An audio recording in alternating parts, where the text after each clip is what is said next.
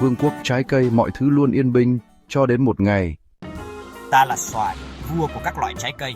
Không ai có thể sánh với đồ ngọt và thơm của ta. The other fruits gape in surprise. Khoan đã, Xoài, cậu có thể ngọt, nhưng tớ là biểu tượng của sức khỏe và trí tuệ. Còn tớ cung cấp năng lượng cho mọi người. Vận động viên nào cũng thích tớ. Tớ đáng yêu và được mọi người yêu thích nhất. Tớ là cứu tinh của mùa hè, không ai có thể chống lại sự mát lạnh của tớ. The fruits begin to argue about who is number one.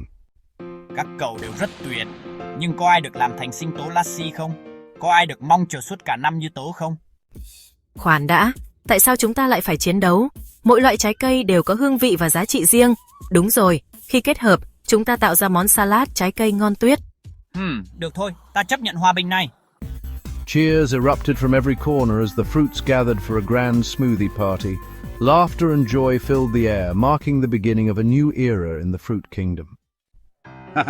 Các ngươi nghĩ xoài là vua của trái cây sao? Nghĩ lại đi. With a mysterious smile, Durian's words echoed, casting a shadow over the celebration. As the screen darkened, a lingering question appeared. Contip, what could this mean for our fruit friends? And so, the tale of the fruit kingdom comes to a close for now. Stay tuned for what happens next.